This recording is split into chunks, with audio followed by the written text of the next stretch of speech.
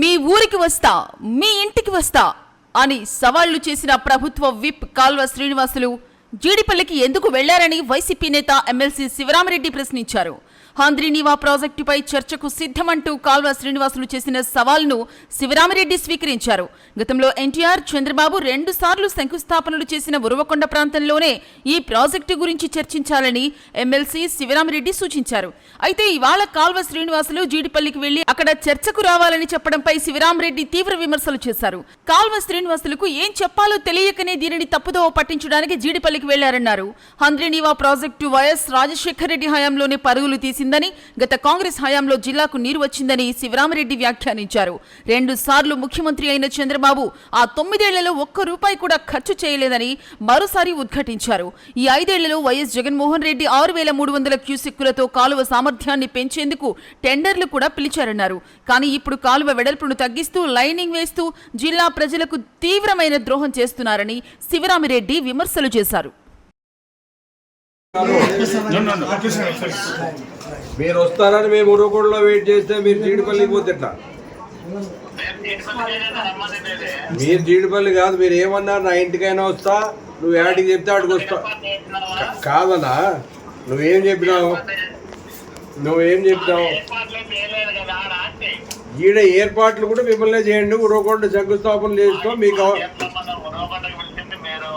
కాదు రూలింగ్, మీరు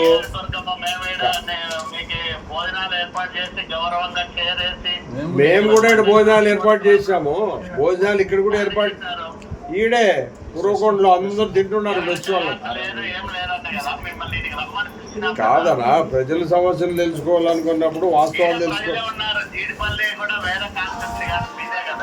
కాదు. నేను చెప్పింది ఏమి, శంకుస్థాపన చేసిన దగ్గరే డేట్లు చూద్దాము. రిజర్వాయర్ ఏముంది? ఆ రిజర్వాయర్ కాదనా, రిజర్వాయర్లు అందరూ చూశారు. అది జీడిపల్లి రిజర్వాయర్ పోయి చాలా జరిగింది.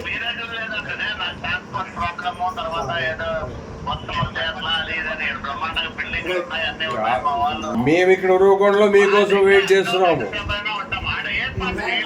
నేను కాదనా, నేను ఇంకా నువ్వు వచ్చేలోపు నేను ఇచ్చేలోపులు చేపిస్తాను.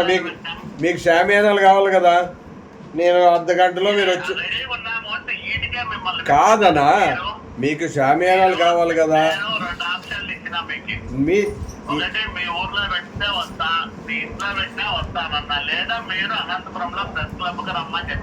నేనేం చెప్పినా? నేను ఉరవకొండ నియోజకవర్గం మీరు కాదు మీరు చెప్పండి. నేను ఉరవకొండ నియోజకవర్గం అని చెప్పిందే లేదు. నేను చెప్పింది ఉరవకొండ శంకుస్థాపన ఎక్కడైతే జరిగినారో రాండి, మీకోసం వెయిట్ చేస్తున్నాము. మీకు 2 గంటల సేపు ఉంటాను నేను. షామియానా లేపిస్తా, కుర్చీలు లేపిస్తా, నేనే వేపిస్తా. మీరు ఎక్కడ మీరు పిలిచింది కాదు, నేను మొదటి నుంచి చెప్తున్నా శంకుస్థాపన ఎక్కడ జరిగిందో. కాదు, మీరెక్కడికి చెప్తే అక్కడ వస్తా అన్నారు. నేను మొదటి నుంచి శంకుస్థాపనలు ఇక్కడే చేశారు, ఆడే చేస్తామని చెప్పిన. శిలాఫలకాలు ఉంది దగ్గరే. మీరు ఇక్కడ వెయిట్ చేస్తున్నా. పొద్దున్న నా ఊరికెందుకు కాదు, నా ఊరి నుంచే నేను నిన్నటి నుంచి చెప్పిన కాదు, నిన్నటి నుంచి చెప్తున్నా. నేను నిన్న కూడా మీకు ప్రెస్లో మీరు ఇచ్చిన తర్వాత నేను కూడా ఇచ్చిన.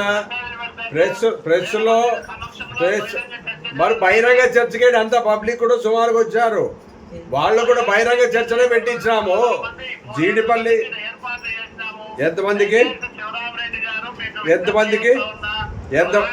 కాదన్నా, ఎంతమందికి చేశారు? మేము 500 మందికి భోజనాలు చేయించినాము. మేము ఇంకా తక్కువ అయితే కూడా తెప్పించడానికి అనుకూలం ఉంటుంది. మీరు రాలేక ఇవన్నీ మాటలు చెప్పొద్దండి. మీరు రాలేక ఈ మాటలు చెప్తున్నారు. అవతల వాళ్ళు వాయిస్ మాట్లాడకుండా వినుకోకుండా పబ్లిక్ ఇవన్నీ నేను మిమ్మల్ని దయచేసి రండి కాదు, నేను వేడుకుంటున్నా రండి. మీరు దయచేసి కాదు, నేను వేడుకుంటున్నా ఉరవకొండకు రండి, మీకు అన్ని సదుపాయాలు చూసుకొని ఒక అతిథిగా మీ వెనుకొచ్చిన వాళ్ళని మిమ్మల్ని పంపించడం నా బాధ్యత.